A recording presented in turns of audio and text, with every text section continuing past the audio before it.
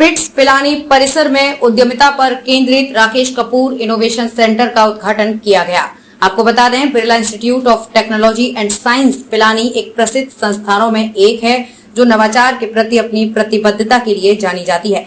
रविवार को पिलानी परिसर में उद्यमिता पर केंद्रित एक विशेष राकेश कपूर इनोवेशन सेंटर का उद्घाटन किया गया। राकेश कपूर इनोवेशन सेंटर की परिकल्पना पिलानी परिसर में नवाचार और उद्यमिता के लिए एक अभिन्न सुविधा के रूप में की गई है। यह केंद्र business incubator Pilani innovation and entrepreneurship development society का एक केंद्र होगा, जिसे विज्ञान और प्रौद्योगिकी विभाग DST के अनुदान से स्थापित किया गया है। केंद्र में नव प्रवर्तकों और उद्यमियों के लिए विविध सुविधाएं होंगी, जिसमें सम्मेलन और बैठक कक्ष के साथ 150 सीटों वाला सह कार्यशील स्थान होगा। केंद्र के पास internet of things, artificial intelligence of machine learning, fintech labs जैसे क्षेत्र में कई विशिष्ट प्रयोगशालाएं भी होंगी। इसमें इंक्यूबेशन गतिविधियों में शामिल पेशेवरों को संकाय सदस्यों के लिए प्रशासनिक कार्यालयों के लिए भी जगह होगी। ये केंद्र 40,000 वर्ग फुट में विस्तारित है, जिसे प्रसिद्ध वास्तुकार हाफिज कॉन्ट्रैक्टर द्वारा डिजाइन किया गया है। पिलानी से संवाददाता बाबूलाल गोधलिया की report. You just can't rely on education. You have to rely on all the people who support you around you. So I surrounded myself with very, very smart people. And I learned a lot from them. And I also learned the power of social network. Because I know that as we go up in life, we get, believe it or not, more lonely. And when you are lonely, you actually need a small emotional ecosystem.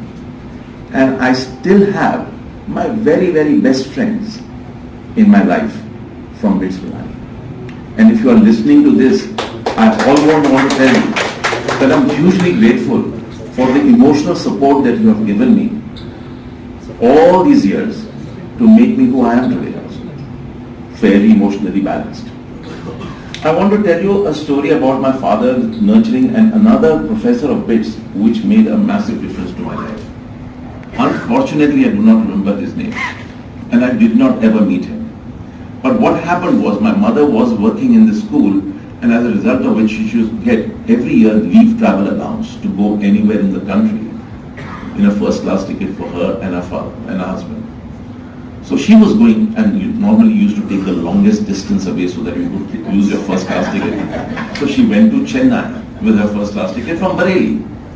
Obviously, it was the best bang for the buck, if you might. But during that train ride, and I do not know why, it was summertime, so obviously this college was also being closed. She met a professor. My father and her met a professor in Pilani in the same first class compartment. So I said, "You are from Pilani?" He said, "Yes, we are from Pilani." He said, "My son goes to Pilani. We are so proud of him." He said, "Ah, wonderful. What is he doing?" He said, "He's about to, become a chemical engineer." In those days, you could only become a chemical engineer. First 2 years, you had to basically get good enough marks, and then you would get engineering. You might remember some of it. You never got engineering for granted. So I did well enough to become an engineer, but you'll hear the rest of the story right now. So he said, "Okay, what was his CGPA?" My father knew my CGPA well. He said, "It's 6.13. He's first division." He said, "No, sorry to tell you, he's not first division. First division starts with 7.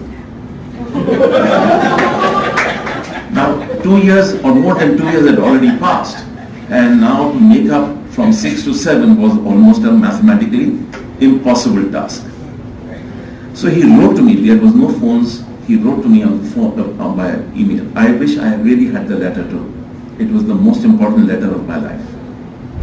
And he wrote to me saying, "Rakesh, dear Rakesh, as luck would have it, we met this professor on the train.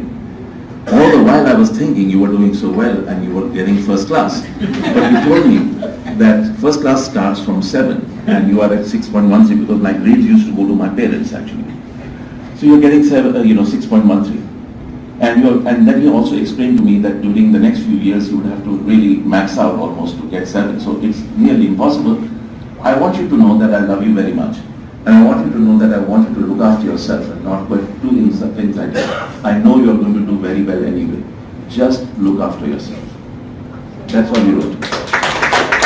And sometimes I feel that people, us as parents too, we put too much pressure on our children.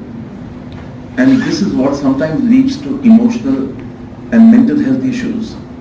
I cannot thank my father enough for writing that letter to me and telling me that actually it does not matter, the pressure does not matter. The story does not get over here. The story only starts. Because what I then did was I raised the bar for myself. And I said, no matter what happens, I'm going to get it first. And I will make my father proud. And that's what I did. I worked really hard for the next 2 years and got the first result. So I think I learned the culture